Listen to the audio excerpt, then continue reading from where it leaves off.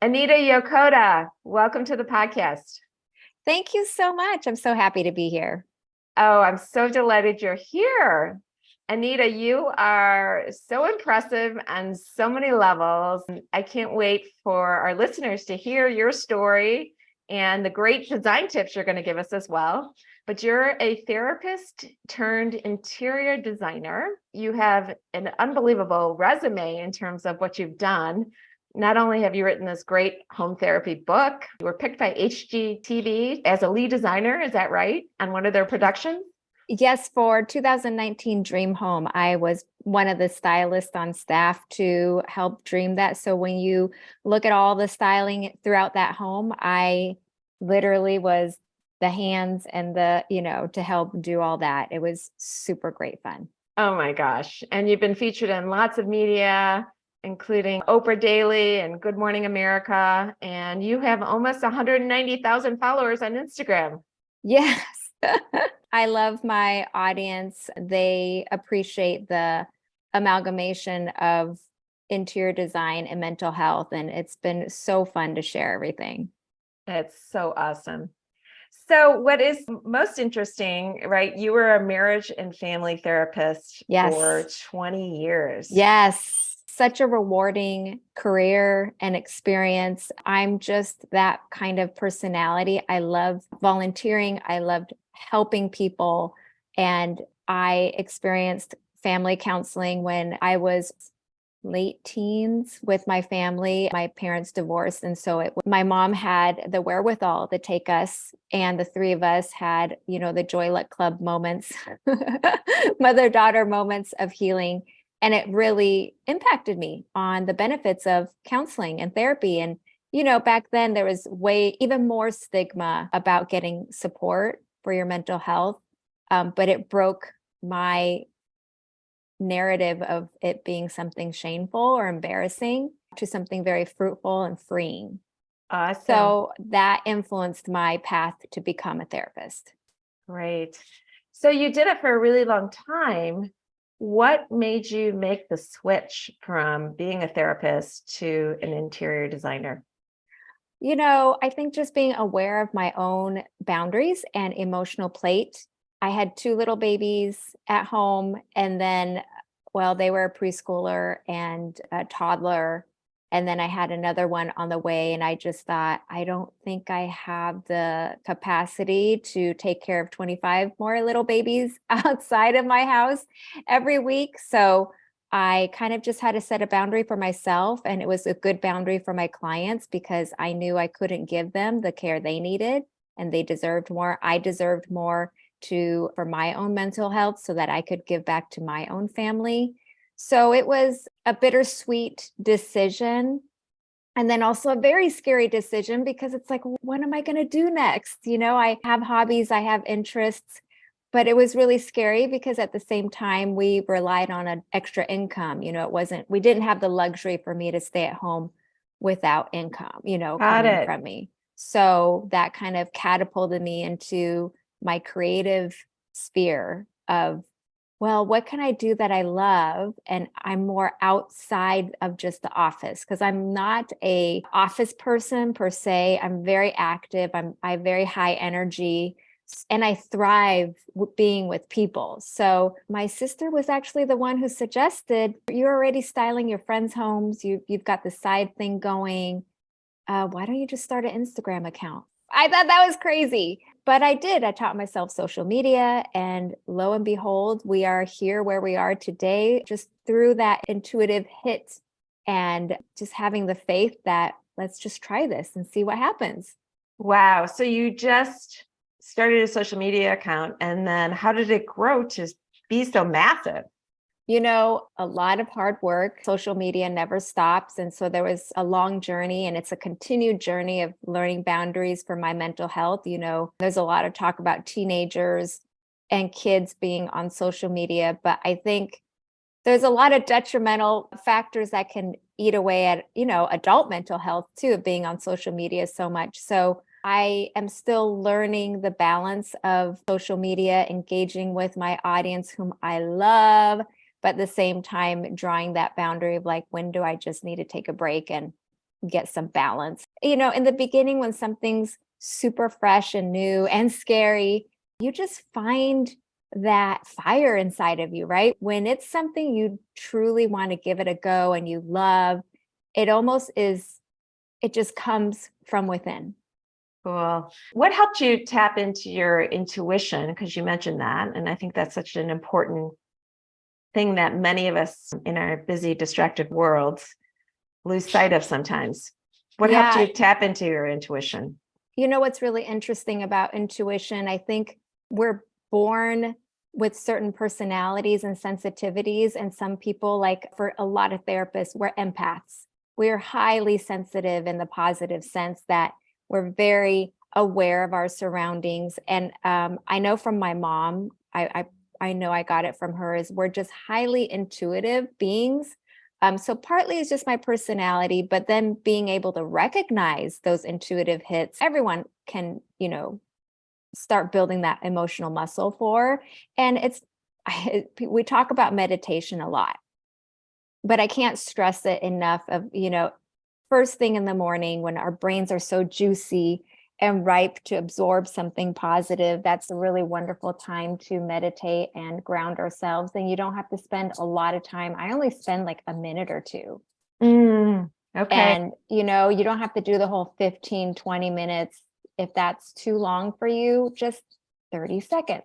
But just triggering that awareness is really important to start getting used to internal dialogue of when you think that intuition is kind of in your ear going, this doesn't feel right, or this feels really good, and acknowledging it and not having preconceived outcomes about it, but just noting to yourself, oh, my intuition's saying something to me, and giving it time to breathe, letting things play out is very, very helpful in our journey. I know you and your listeners explore a lot about what's next for me or how do I achieve my goals. I think setting an intention, which I talk a lot about in my book through our home environment, can be such a great tool to enhance our awareness of what our intuition tells us every day, because it can be very, very, very helpful guide for us. Can you give us some examples of intentions that you set every day and how you do that? Yes. So what I like to do, because for habit making processes, for our brains to really connect, that mind body connection, is I like to, when I'm meditating a couple minutes, I like to pair it with an activity. So when I get up and I wash my face and I brush my teeth, I decide, what intention do I want today? Maybe the day before I had kind of a tiff with my older teenage daughter and it just didn't feel good. So today, what's my intention with my daughter? And then I wash my face. And as I'm brushing my teeth and washing my face, I literally visualize the negativity of yesterday, being washed away. Love that. Or, even rinsing my mouth. So it's like rinsing out the negativity and, just saying a word like love or courage or something to really go, I am going to be very aware today of what I want, what I hope today can be. Yes, I love it. Start with that. Yeah. And I also love that. I think there's a definition in Webster's that an intention is a determination of how you want to be in the present. And I think that definition is so powerful because it's like, how do you want to be with your daughter? How do you want to be, at work? Yes. And so what I like, say if I'm doing that, morning ritual, I have a little tray and I call it my intention tray. And on that tray, not only is it maybe some beauty products, that's part of my morning routine, but I love candles. So I have a little mini candle that I light and it wakes up our olfactory system. And it's so amazing how we can use science to improve our inner health, because when you smell something so nice, your nose is sending specific messages to your brain, and it excites our serotonin levels, it excites our dopamine levels, which I name these happy hormones. Yeah. So having and this is kind of going into the interior design tools for your home is having an intention tray, whether it's in the kitchen, those late afternoon snacky munchy times. Maybe you have an intention tray of a food journal, a candle, and maybe healthy fruit that's already prepped for you. Instead of reaching to the pantry for your kids' snacks, this intention tray is already set for the afternoon, helping you re-loop your habit. Love it. So this is how intention can be so powerful in our Yes. homes for us. Love it.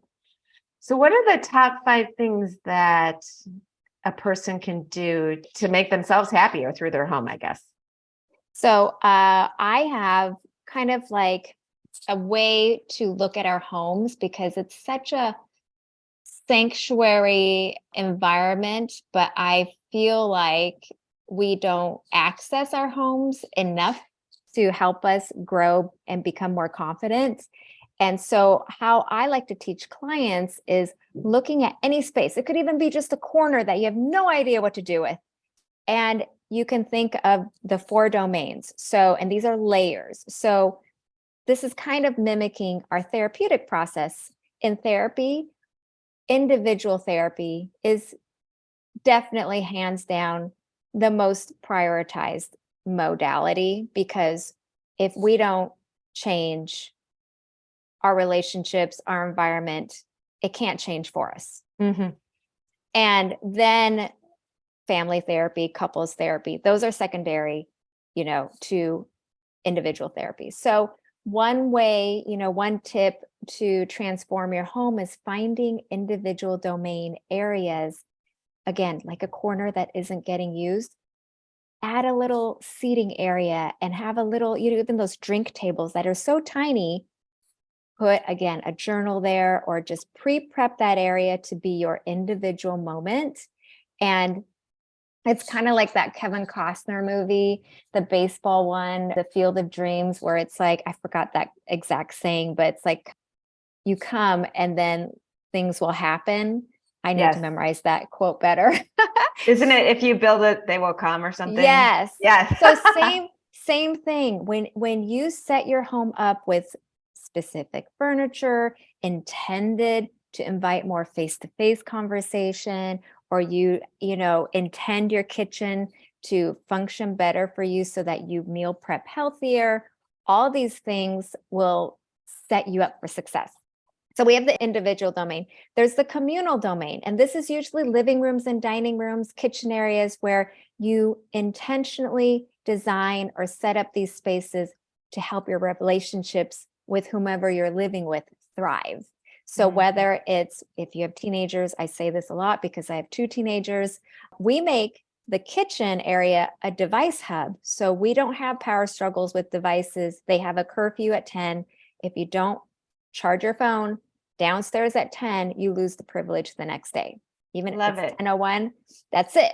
Now I know with Google, they do a lot of homework and stuff. So we kind of have to modify it at times, but they don't need to be texting people at 1 a.m. So we try to use communal spaces to improve our relationships and get more face time in. Yes. And then there's organizational domain, which we all love talking about, we all need, which is how do we organize our pantries, our closets, our bathroom and kitchen countertops. That is another important area of feeling confident because, as you probably know already, clutter and chaos at home increases our blood pressure. It leads to anxiety and depression because visually seeing all that mess weighs us down. Yes. And they literally have research that when things are organized, and it doesn't have to be perfect, but if everything has a place and it's organized and not as messy, we live and thrive better at home. And when we live and thrive better at home and when we feel good at home, then we can go outside of our home and be the best versions of ourselves. We have that confidence to go get that job we are kind of scared to interview for, or we, go and find a new hobby. That's something that is super scary, but you want to meet new people and you want to try this hobby. Like it can be so many new terrain that you want to conquer, but building that emotional muscle at home first is key. I love it. A Yes. lot of great information. So the individual domain, the communal domain, the organizational domain, and what was And the there's fourth? a fourth one is the renewal domain. Yes, So that's my favorite. In your book that you talk about, and I love. Can you share? Well, I want you to talk about that, but you gave an example of having the doorway you enter and having a little foot massage. yes. So, can you talk about I that? yes, I can share. So just like in therapy, we've done our individual work, which is a lot of emotional work. And then we're working on our relationships in the communal areas, and organization is always something that's ongoing, but we need times to pause, to rest and renew. So anywhere you look in your home, find renewal areas and prep yourself, set yourself up for success. Aromatherapy diffusers. I just love candles. It's like my favorite go-to. But set up areas where you can relax. A lot of times people like the bathroom because people love to take a shower, whether it's cold or warm, or a bath. All these things to soothe our soul because we've done some good work. We've done some hard work at home, right? So we deserve to take that pause. And especially post pandemic, we've really gotten back to our busy lives. Yeah. And so taking that pause and making an intention to take a pause for self care, because usually for women, unfortunately, we still put ourselves last or second or third. And it's a constant struggle, as you probably know, to put ourselves first. So Yes. this renewal domain is a way to practice putting ourselves first. And this is very even counterintuitive for me because we're such doers. Yeah. We're just, I mean, we kind of have to because we're the house manager, we're this, we're that. A lot of times the breadwinner. So to put ourselves first feels really, really odd. But it's the most important step for success in all the other areas of your life because, again, you learn boundaries. You Yeah. learn to tell others, hey, I respect myself by taking care of myself. And my message to you is that, therefore, you respect me because I respect myself. Rarely somebody will respect us if we don't respect ourselves, right? Yes. That's the Yes. kind of message. So renewal domain, one of the ways that I love renewal for the front entryway is it's such an integral spot to take pause because we have so much outside noise, whether it's external or internal, that we bring into the house at the end of the day or in the middle of the day. Whenever you're coming into the home, it's a wonderful time to take pause. And again, think of that intention of what do I want out of my time at home tonight?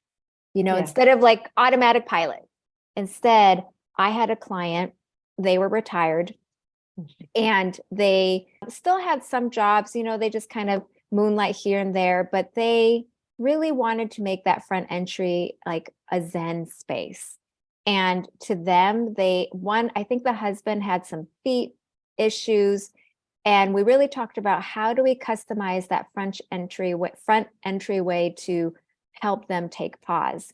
And they were like, it's crazy, but we love to like have a foot massage moment. I'm like, that's not crazy. That is so amazing. So we have a bench and we have a little tray and it has, I think we even had like antibacterial lotion to wash our hands first.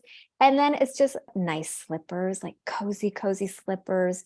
But prior to putting on the slippers, they had foot lotion and these acupuncture rolly thingies that you roll your feet on to relax.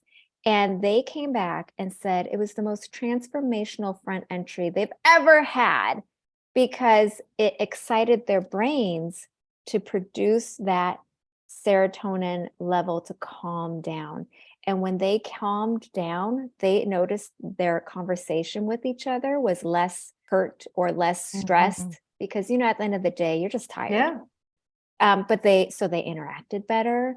They learned how to take care of themselves better because they learned, oh, if I put myself first, right in the moment that I walk in, what else can I do to take care of myself?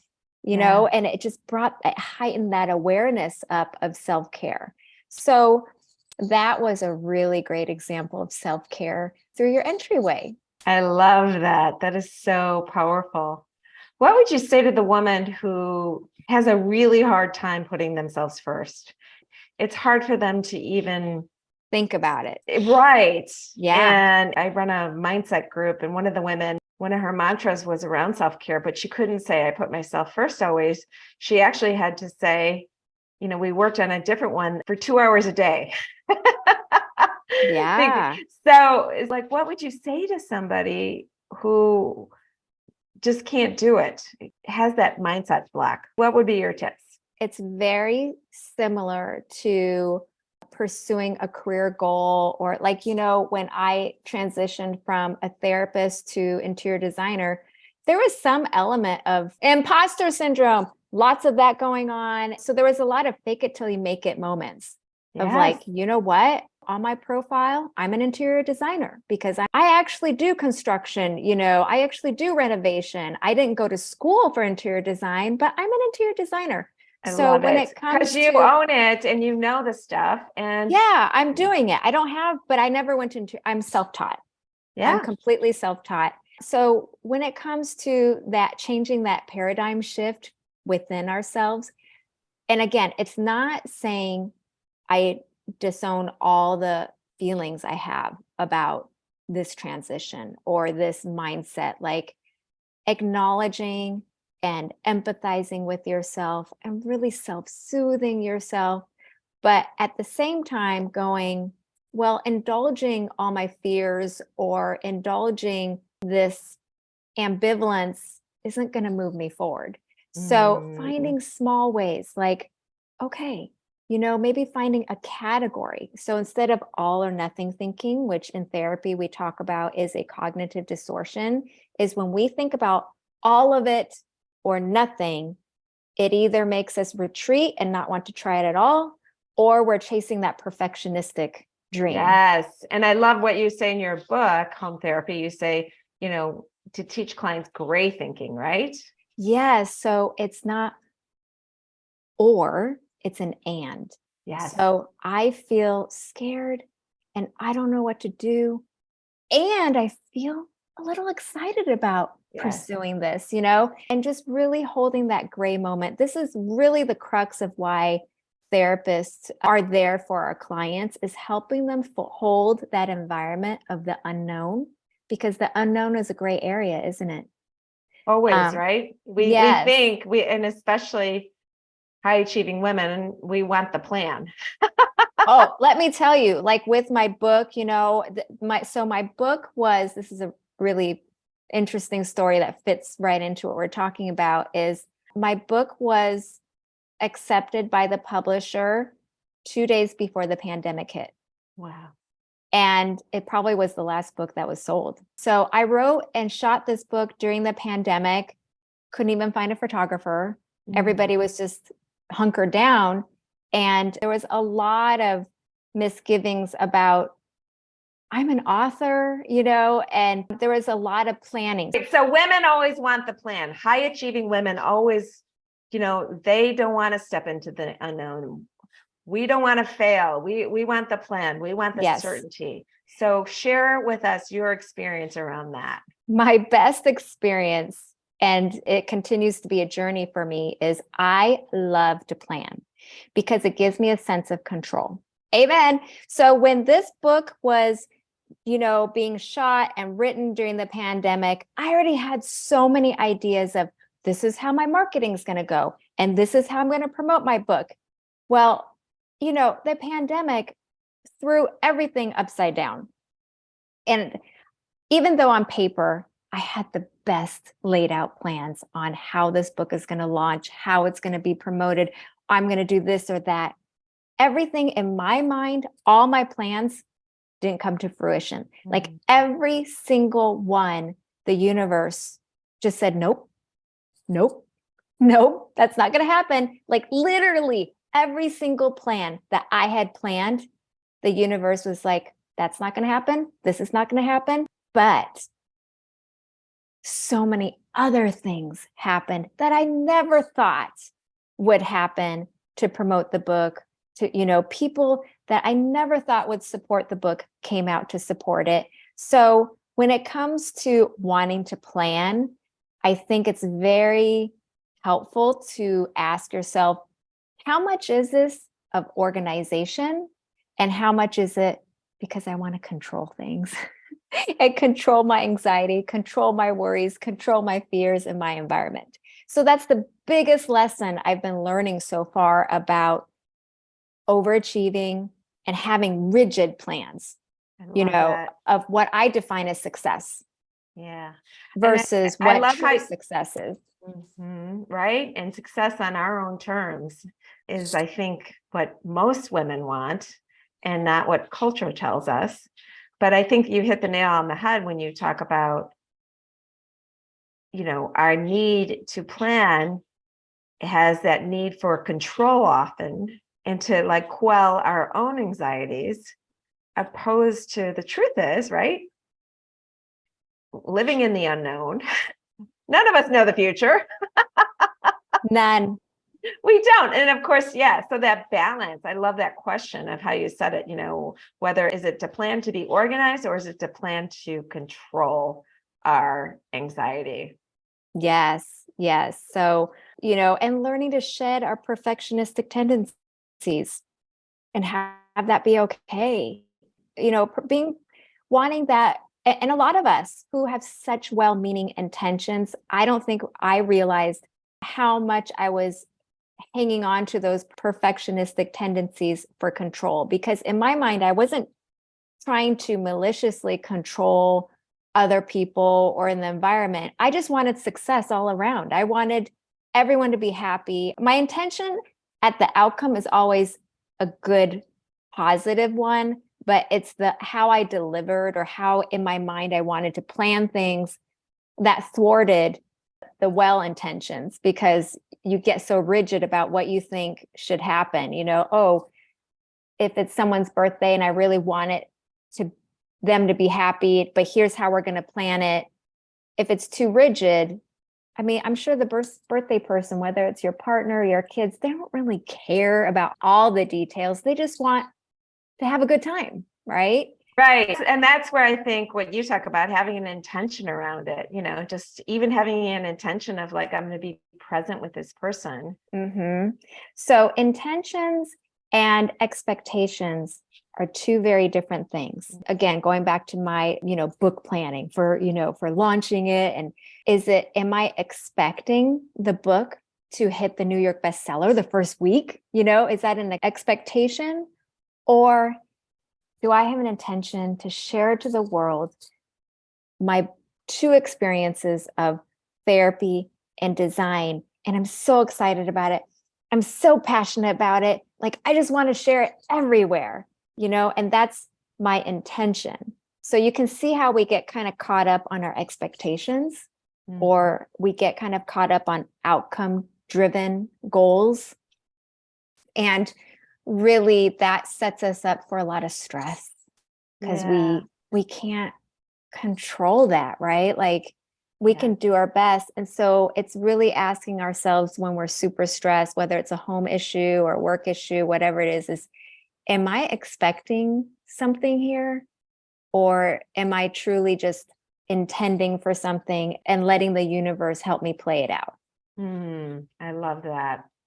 What would you say to women who feel like they're imposters about wanting to try something new? What would be your advice around that? I would say, if it's something that you've really fully fleshed out, especially as high, achieving women, we want the pie in the sky, again, going from like, it's 0 to 90. And I'm an Aries, so I am really 0 to 90. But it's, kind of, if you've fleshed out the financial situation, you've just really fleshed out this goal and you really want to make a career change and everything is looking like, okay, it's a go. You could definitely try it. If it's really just down to your emotional and mental state and not feeling courageous to make that jump, then I think it really goes back to finding your center, whether it's through meditation, some kind of self-care modality of grounding yourself with our environment. I think going out in nature really helps us, because we're organic beings. So finding ways to really ground yourself and center yourself and say, if I really want this, I got this. Like, again, not thinking about outcomes, not like you're going to be the best lawyer or the best doctor or interior designer, but it's more of like, this is a goal that I've wanted to like try out for a long time. And maybe this is it. And there's no other time. This is the best time. Something that I shared with my clients when they're trying a new relationship, they're trying a new career, some kind of new role, is envision yourself as trying on a new jacket. Hmm. And pretend that you've had this other jacket you've worn for decades. And even though it doesn't fit anymore, even though the zipper is broken and you can't even zip it up and it's cold, it's just familiar. So when you put Yeah. on that new jacket, even though the zipper works and it's keeping you warm, it just doesn't feel like that old one, right? Because you're so comfortable with that old jacket. And so I encourage all of the listeners who want to take that jump, holding on to that uncomfortable feeling, even for 5 seconds more each time that thought comes in, or 10 seconds, and envisioning that that's a jacket. It's a new jacket you're going to hang on to, even 15 seconds today. I'm going to try holding on to that fear for 15 seconds, not judge that thought, not judge those feelings, and just like try it on. And you get used to those ambivalent feelings, those fearful feelings. All those feelings don't become so personalized. And it's just more of like, oh, it's a new jacket. And that is really a key to success of making that jump, because you're not personalizing it to, well, if I'm fearful, does that mean I'm not good enough? Like our minds just jump into that personalized Yes. arena and we judge ourselves, we feel bad. It's that whole vicious cycle. So my biggest encouragement is holding on to that gray, whether it's visualizing you're, wearing a new jacket or finding a way to go, oh, everybody has these feelings when they want to do this huge jump. It's not just me. Right. And holding on to that gray area And letting yourself be uncomfortable. And like it, that's, yes, that is the whole goal of growth. Personal growth cannot happen if we're like comfortable, right? Like it's accepting that uncomfortable feelings is par for the course. Then you judge yourself less. You're a lot easier on yourself. And that jump feels a lot more doable. right. And I love the saying, are you growing or dying, right? Yes. Yes, exactly. What helps you, or what would you recommend to our listeners about silencing the inner critic? So I can speak to this in volumes because my culture, so coming from an Asian American culture, the Asian culture is there's memes all around about, Asian parent, right? Like, you got to be this, you got to be that. That's the definition of success, is if you're a lawyer or if you're a doctor, that's what my generation, we grew up with. And everything's predetermined, predefined as this is the idea of ultimate success. And if you don't even reach it, then you're a failure. And so for me, again, it's a journey, but I feel like I'm finally getting the hang of it as far as quelling the inner critic. There's different ways for different people, and there's different levels of severity. For me, I would say I had a very, very, very, very severe inner critic in me for decades. And so I did a lot of years of counseling and therapy, like cognitive behavioral therapy. I was in analysis for 4 years. Like I went from the deep end of therapy to the heady type of, therapy. I've done so much therapy. But also it's self-care of like going on hikes or being in nature, waking up early, meditating, or just reading a good book that helps your brain kind of ignite. It's not one thing that's going to help you quell your inner critic, but the one thing that you definitely need to seek out is some kind of safe environment to let you feel vulnerable, because inner critics do not want to feel vulnerable. Inner critics will not let us rest. You got to do. Why are you like, this is kind of common in the Asian culture, but like growing up, we, wanted to like sleep in, and my mom would be like, it's 7 o'clock, time to wake up. Really, it was 6 a.m. So it was always this culture of like, get up and be productive, get up and do something. You got to be productive. You got to be productive. And there's so much mental and emotional burnout. As I reached adulthood, it wasn't my mom saying those things anymore. It was my inner critic. Well, we And, internalize the voices we hear, right? oh gosh. And that inner critic can turn anything positive into negative. So say I had a little win, that inner critic would be like, not good enough, or it just turns everything back into the negative. So I love how I can encourage people to use your home environment as the safest place to talk to that inner critic, find ways externally and internally to really tell that, tell the inner critic to sit down.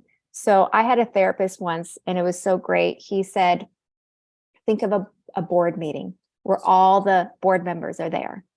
And if that inner critic is making the environment super toxic or interrupting or just not making it a productive meeting, tell that inner critic, just, you're out of the meeting. And that helped me visualize like, okay, you're out of the meeting. You're not doing this. You are not doing this today. So there's very practical things that you can say to yourself. But I think really it's learning how to be vulnerable is what will get to the bottom of taking that inner critic out and accepting yourself and being vulnerable and authentic. Yeah. And that's not easy to do. No.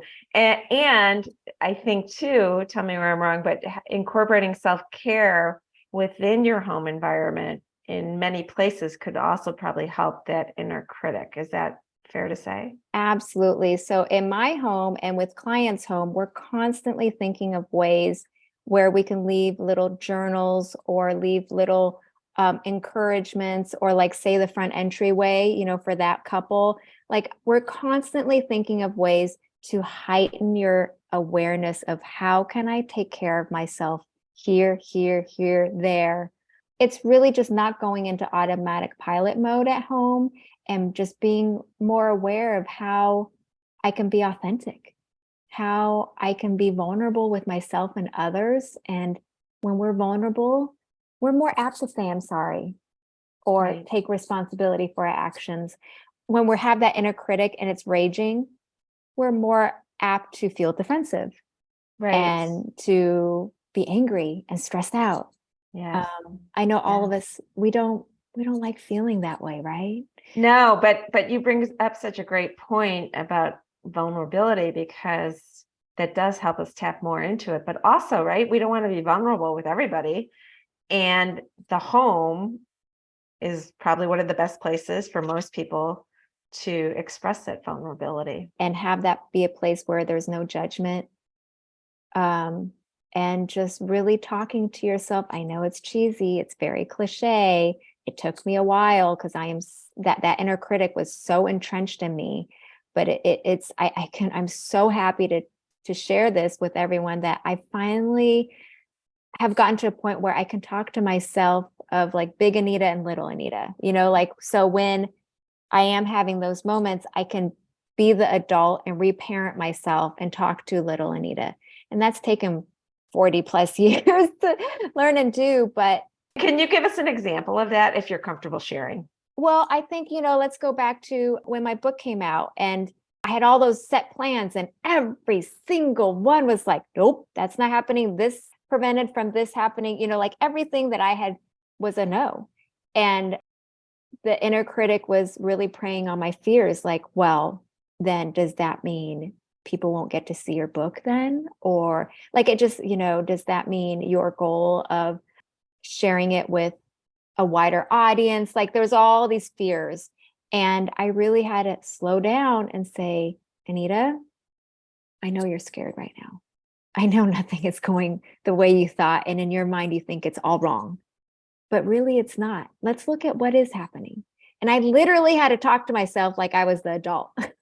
I love that. But what's so beautiful about that example is you're not just saying to the little Anita, oh, it's going to be okay. You're like giving little Anita or the inner critic Anita empathy. I mean, Kathy, you hit the nail on the head.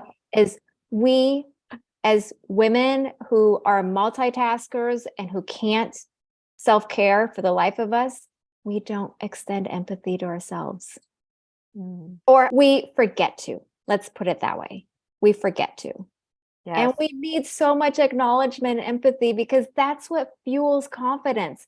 That's what makes kids feel independent is when we empathize as they're learning new developmental skills.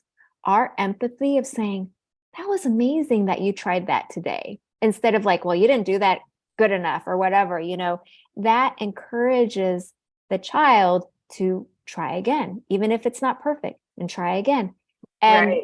We don't extend that empathy to ourselves because aren't we trying new things every day that are scary? Right, right. And saying to that kid and yourself, wow, I get this is hard or this is scary, right? And I have to practice that both with my children and myself. Because a part of me is like, just get over it and move on. Like tough love, right? I mean, my upbringing was very strict environment, very tough love, all this looser parent. I'm not used to that. Like, children were not to be heard, just seen, right? It was all that. So, but because my husband and I are therapists, obviously with our parenting with our kids, it's so much different. And we really empathize the empathy. And I have to say, my 3 daughters have a bazillion more confidence, really, truly from the inside than I ever had at their age. Oh, well, I'm sure both you and your husband probably have been excellent teachers. And we try. We're not perfect, but we try. We're definitely not perfect. No, none of us are, but just giving the empathy, I'm sure. Yes, that so was important. One thing we truly held as a priority because both of us come from an Asian American background and we definitely did not feel like we got enough of that. Yeah. Well, I come from Irish, Ukrainian family, and I didn't get that either. So kind of transcends through different cultures. Yeah, it was kind of like, get over it, move on. Yep. You talk about in your book about a core desire. Yes. And I want to hear a little bit about that, if you could share. So when my clients come to me and I say, what's the pain point in your home? Not just looking at the dilapidated kitchen cabinets, not the 1989 flooring or paint colors in the living room and bedrooms, but really what kind of relationship conflicts occur in these areas that you hope you can better.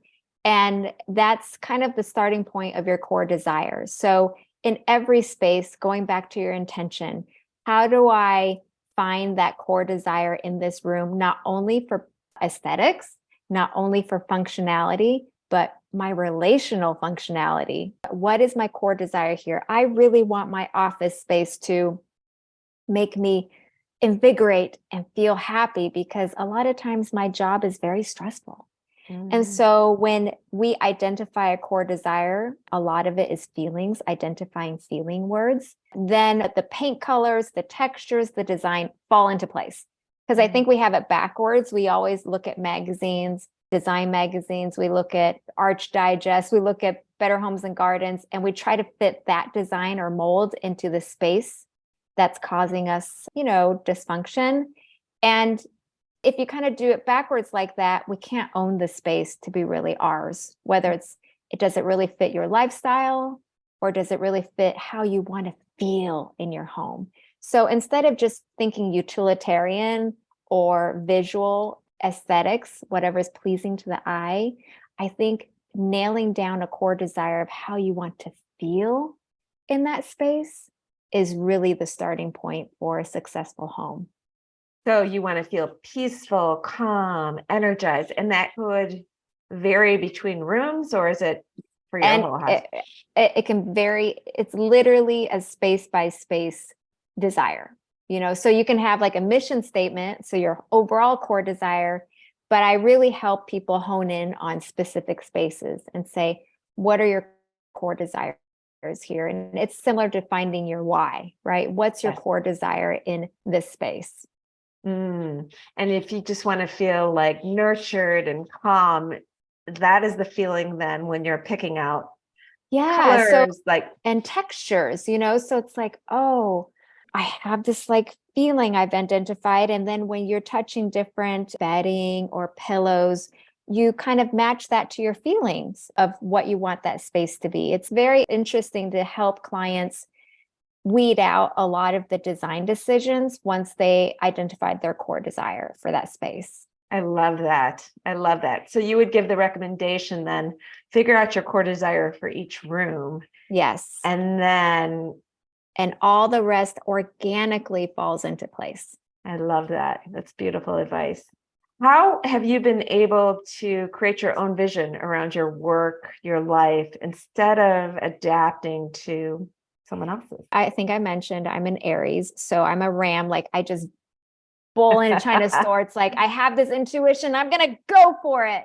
So a part of it is just my personality of just wanting to go for it, but really I think I've done cubicle jobs, and I was in the office helping people tremendously through therapy and just realizing your limits. Like, I don't think I'm an office person. I think I'm really like an outside entrepreneurial. My grandma was an entrepreneur. She was widowed and had 4 kids she had to raise during wartime. And she had to make it work, by owning a little business, selling import export things. And my mom's a real estate broker, definitely entrepreneur. My dad's an architect, has his own firm. Like we're just kind of an entrepreneur kind of personality family. So just learning my limits and then diving into interior design career, that's not exactly what, especially based on my Asian culture, like anything artsy is not as good as a science driven job, right? Like lawyer, oh, that's really good, or a doctor, oh, that's really good. But an interior designer, like, I get it. I mean, lawyer to life coach, yeah, that's a huge paradigm shift, right? Mhm. But you have to at the end of the day be true to yourself. And all those other things didn't make me happy. It made me happy to help people, but the environment was not where I thrived. Now I feel like, okay, this is definitely something that makes me get up in the morning. And even though there's a lot of stressors involved, but I had a neighbor ask me, do you feel like, he was saying, I've just seen you so successful when you were just a stay-at-home mom, part-time, with counseling because you had kids. And now to see you here, are you happy? Even if there's stressors? And I said, yes, for sure. So digging deep into the well of our soul and really being straight with yourself and saying, do I really want to do this? And listening to yourself is important. I love that. So good. How would you say being fulfilled in your career? And that's a big word, right? Fulfilled, because Yeah, that maybe is. maybe that's the wrong word to say. How would you say being like happy in your career, has it affected like your health and relationships? I am in a career where there's a lot of social media involved.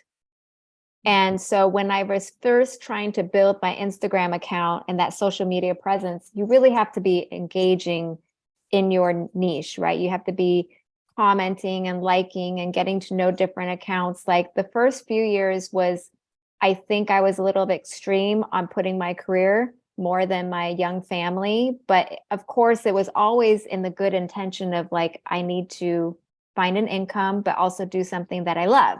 So it was not a bad intention per se, but then I had to scale back and go, oh, I haven't seen my real friends in my neighborhood for like 3 years.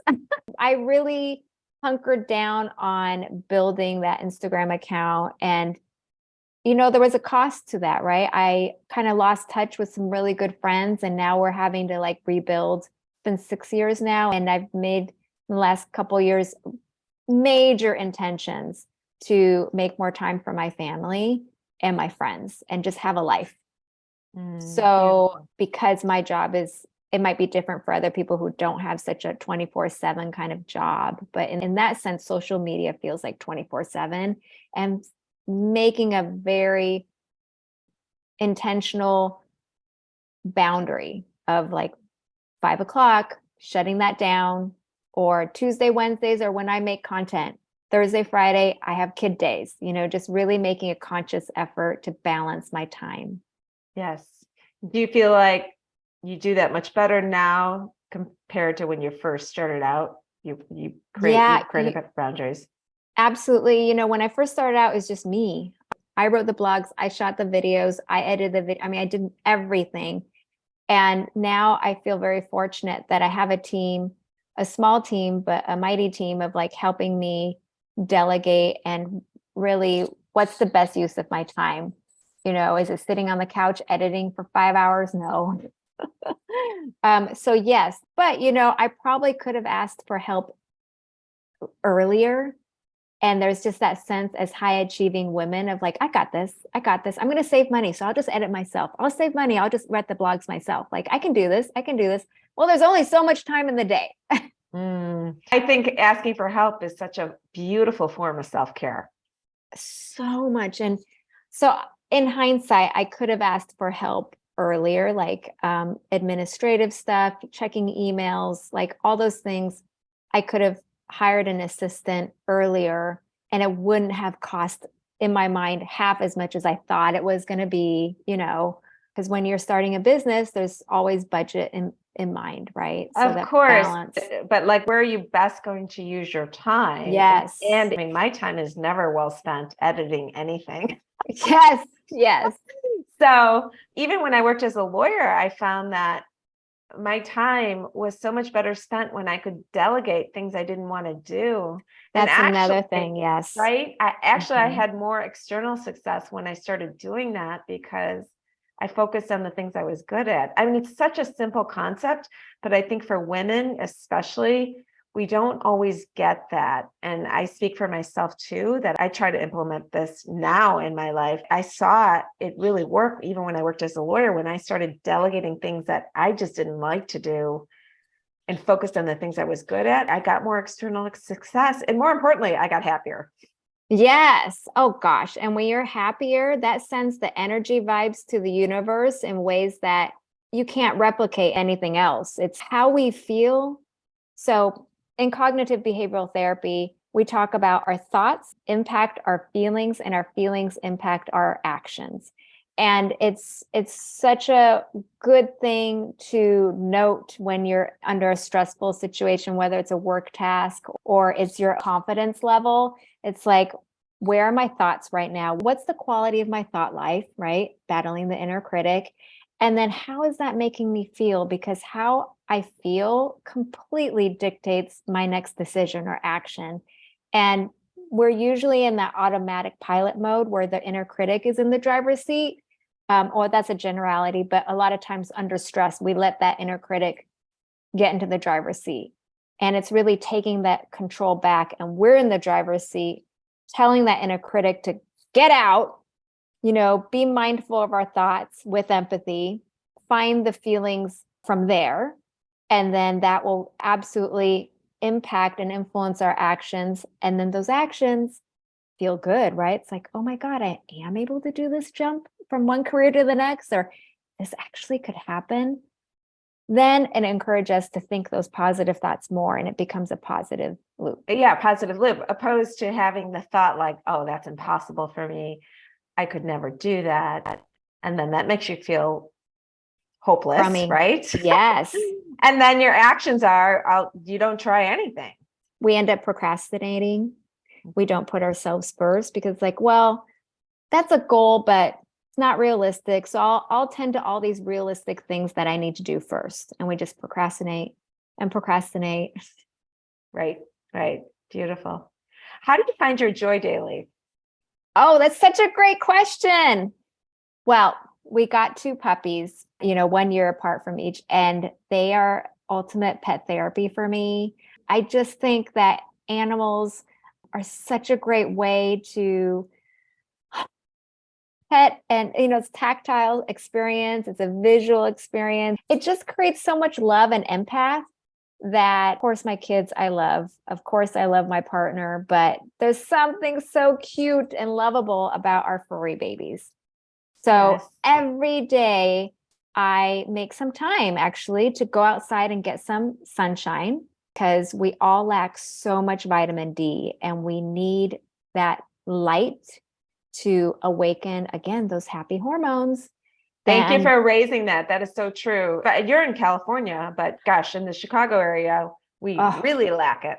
oh my gosh, I have some friends in Chicago and they're actually on Instagram. And for the most of the winter months, they just go, when is this going to end? They're constantly, every year I know when they're going to start complaining about the bad weather. And I grew up in Seattle. I have seasonal affect disorder. It's pretty severe. I have to make myself either, I have like a happy light, or I go outside and just, I throw the ball in the backyard with the dogs, and just making that time in the middle of the day, in the middle of a work day, is my joyful moment. I love that. And what's a happy light?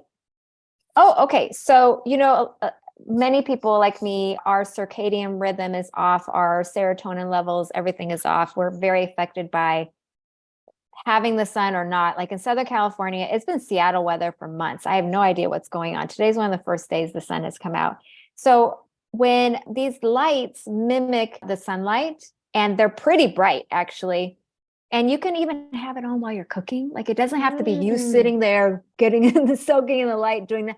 You can have it while you're on the computer, it's just can be on the side, whatever you're doing another task. And it's helping regulate your circadian rhythm, your brain chemistry, getting that vitamin D and natural light so that your serotonin and dopamine levels are not so low where it can lead to a lot of anxiety and depression. For me, I legit get really depressed without enough light and sun. And are these happy lights, is that what they're called, or are they called? I think Verilux. Okay. I think that's the brand. They named theirs the Happy Light, but other brands, they just say it's like a mood balancing light. Okay. Good to know. That's really interesting. What would your 90-year-old self tell you today? 90.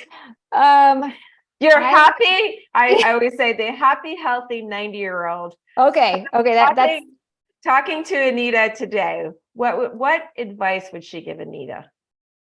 Relax more, enjoy the moment more, focus on the good, and just continue to learn gratitude, just of the moment, no judgment, just enjoy. I love that. And then what would you tell your 7-year-old self today? Oh, play more. Don't worry.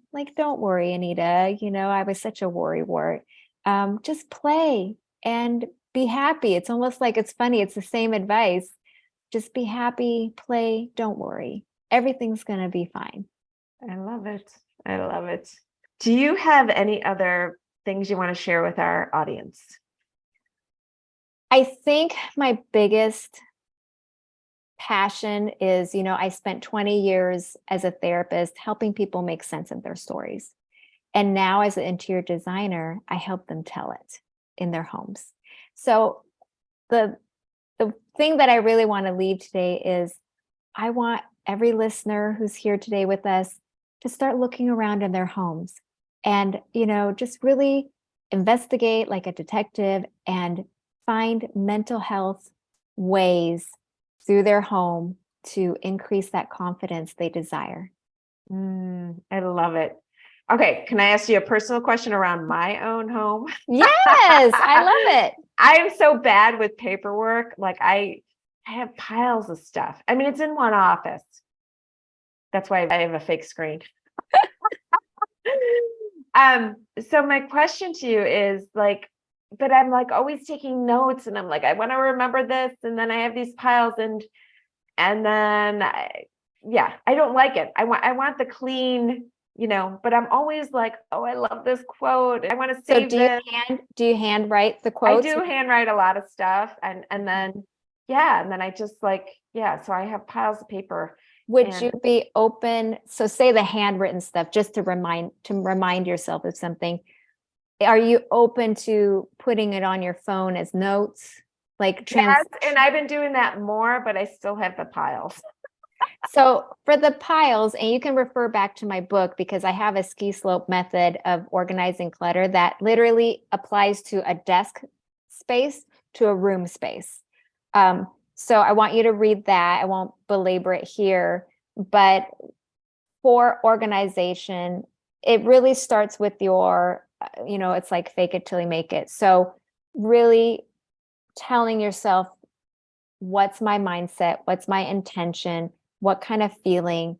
I would love for you to go back to your office or in your office and say, what's my core desire here? What kind of, I'm going to list 5 feelings out. And I have a feelings mood board in the book that will give you more ideas of how you want to feel in that space. And then it's going to lead you to, okay, so obviously the clutter is making me stressed. What are ways that I can organize these piles of paper? Is it the vertical file folder kind of things that you slot into, like use the manila folders and you slot into? Or do I need more drawer space? Can I add some open shelving on top? Oh, that's your background. That's your background screen. But similar to what you have, Kathy, is in this picture is we do not use our vertical space enough.